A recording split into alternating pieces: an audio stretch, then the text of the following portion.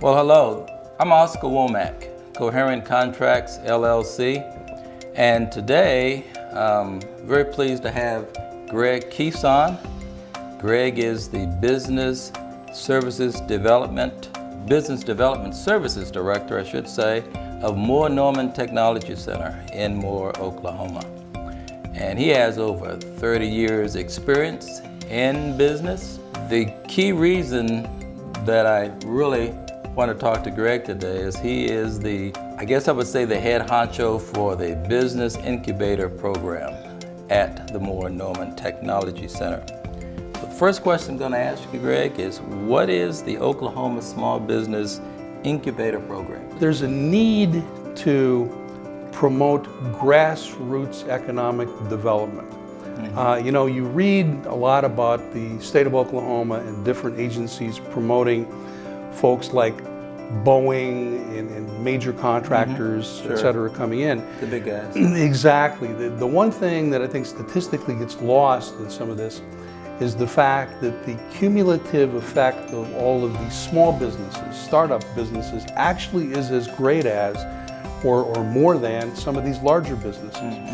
So someone needs to take the bull by the horns, if you will, and to help promote these entrepreneurs who have these great ideas and help them develop individually to create that economic development. The primary objective is to take people who have good ideas, give them foundations in business, marketing, finance, etc., and help just create that economic development vehicle for them to be successful. Okay.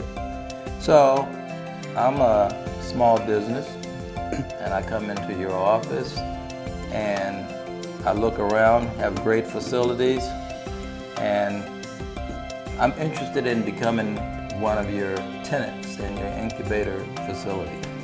What is it that you want to know about me? The basic premise, or the thing I'm looking for first, is going to be the idea. Is the idea sound? What problem are we solving in the marketplace for that particular industry? So it starts with that, and then it moves into issues related to is it positioned competitively well? Is it positioned that I can find financing for it? And is that entrepreneur, or does that entrepreneur have the ability to execute the idea? Tell me about a success story that you've had. One of them I know you're very familiar with, our friends from Shaletta Fire. Oh, sure. The Wildland Fire Group, because their business is government contracting. That is a great example of how you have some person come in who has great individual talent, a great idea, but you have to find a way to help them execute the idea with very little, if anything, in the way of financial backing. So what you have to do in a case like that is you're really assessing what are the assets of the business. And in this particular case, the assets were talent and weren't tangible.